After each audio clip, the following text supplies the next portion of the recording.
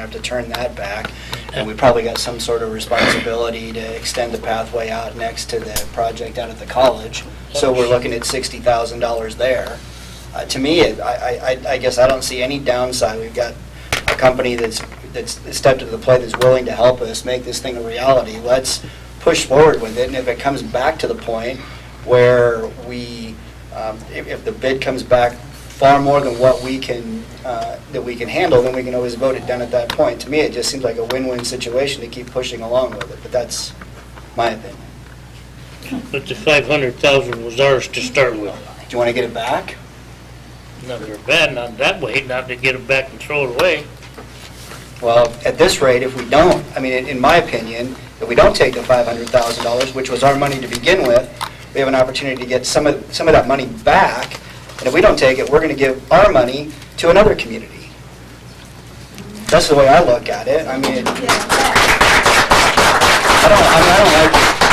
I don't like, you know, the whole grant situation. If everybody said, no, we're not going to take the grants, yeah, everybody's taxes would go down and everything else. But the sad thing is, if we don't take it, there's going to be 20 other communities lined up to take it. $500,000? That's a heck of a lot of money, and if we can do something and we can do it productively, I mean, granted, we don't have the $500,000 that we can apply to streets or whatever, which is kind of ironic since it's the Department of Roads, but the fact that they're willing to give us $500,000 to do the project, we wouldn't be able to do it on our own, and it's a way that we can, you know, get it for, what, 20 cents on the dollar? To me, it just makes sense. It's kind of a no-brainer from my standpoint. But. Well, I'd have to disagree with your comment that we couldn't do it on our own. Well, we certainly could. I think that the amount that we're looking at is astronomical, but dealing with the state, dealing with all of the powers above us, that's why the cost gets so high. Okay, it's actually reckless spending. Okay, because they want you to come up and abide by all these things. So as a contractor through the years, you normally bid it pretty high in order to cover all of these stupid little things they're going to have you do. Okay. I see Keith Nienheiser's here with us tonight, and he knows what a square foot of concrete can get laid down for. But by the time you add in everything else, it gets to be very costly. Question, John. Yes, sir. Would that, since it's Department of Roads and it's going to be same as basically an interstate project, will Davis-Bacon Wade? Applies. That does apply, so it's a union job, okay? Well, it's not union job, but the Davis-Bacon wage requirements are there, yes. It's the same thing. It's the same thing. I used to be a contractor. When Davis-Bacon, Nebraska was $2 an hour. I think there's a better route to go. I think that it's could be a lot less expensive. I think that with Cabela's commitment and what the city has budgeted, I don't think that it would cost near that much to get it up there. But I think it ends up in the wrong place. We're turning everybody out into a very, very busy intersection. There's trucks coming and going constantly at SAPs. I think that it's a very poor place to end up with it. And I guess I can't disagree with that, but I've heard that same argument now, Marv, for 4 years, and nothing's happened. 5 years. 5 years, I know, but well, at first we had a different path. So I guess after listening to all the discussion tonight, I know you're pretty involved in this. I don't know what the conflict of interest is for you even voting on this, since it's close to your property. But that's somebody else's discussion they have to worry about. But I guess my idea is, I don't like particularly where it's going either, but who knows? Maybe we can, if we do this part now, maybe there's another part so you can make a whole circle. I've had several groups, bicycle groups, who said, you know, this will be a real start. Their idea was to have path in after it once gets up to Cabela's. Maybe we can make another path back down to town. I had never heard that before, but you know, I think that leaves up to somebody else. But maybe we've got, you know, we got we got a certain part of that path that is really nice, from about the central, about Lutheran Church west. If we could get some local groups to add some benches and stuff out there, I think we could do the same thing with this path going all the way up there. If some of the local groups could do some of that, I don't think the city was. I just ain't giving back $500,000 for $24,000. Mr. Candace. Gary, what are our chances of getting another grant if we turn this one down?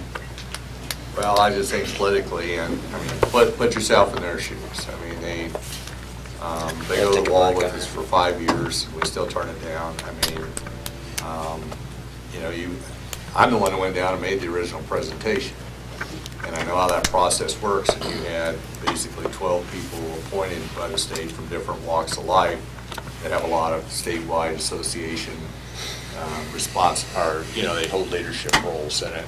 And it's a very, very competitive process every year.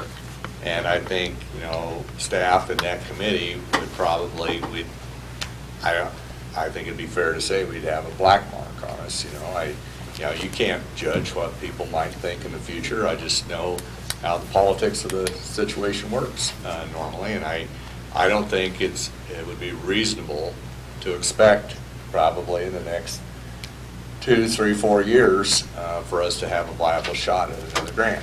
I say that and may turn right around and get one, but that would be my take on this particular program. I think if we take this and do a good job with it, just like we did the previous path, then I think in that next 3 or 4 years, you have a reasonable chance of getting another grant to maybe connect the north side with this. We did originally look at that. There was kind of a hurry-up time frame when we originally put this grant application together. And you dealing with the railroad and that issue of connecting the north side, that's a minimum 2-year process. And so you might be looking at, you know, some kind of an underpass or a bike overpath or something like that. Those are very, very expensive. And that's just the reality of the situation. I mean, it's a goal. It was a goal since day one when the city first put the first Sidney Deadwood Trail together. They had a committee work very hard on that, and that was their dream, to connect everything from the interstate to the north side. And so, you know, it's still, I think that it's a reasonable goal for this community at some point in the future that we could do that. But to me, it's very clear. It's now or never if you're going to take advantage of this program. That's just the way it works. Thank you. You don't ask me. Sorry, it's Ramona Joyce, I'm with the tourism. And I have to agree with Gary on this grant situation. I've worked with a lot of grants, federal, state, tourism grants, and they work that way.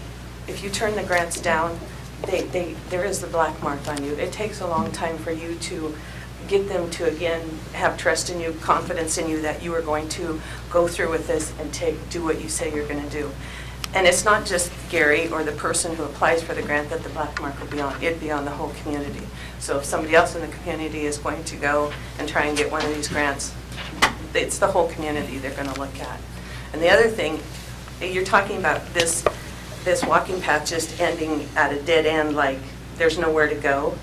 Well, the other end goes to the fairgrounds, and half the time there's nothing there going on. So that's basically a dead end also. And most people that walk on that trail, they're not trying to get from point A to point B. They're going for exercise or riding their bikes. So if it goes up to Comfort Inn or comes back, it's the same trail. It doesn't matter. People will use it if they're going to use it. And there are a lot of people I know that work up in that area, that walk around in that area. My office is up there. I know that people try and find a place to walk. We try and walk on Glover Road sometimes lunchtime after work just to get exercise. So if there's a trail, that would be much safer and better for us than just walking around on the street. And I think I would really like to see it go forward for that reason, and also for the fact that there are a lot of people, that tourists that come to motels, stay at motels, that want a place to walk. They look for a place to walk when they are staying there, and that would give them a place to walk. And we also had a state tourism, one of the people from state tourism come out and do a target report when you were first talking about doing this trail. And he suggested, if you do this trail, it'd be a perfect thing to rent bikes out to the people staying at the motels. Let them ride bikes down that trail and then bring the bikes back. I mean, it was just a suggestion of how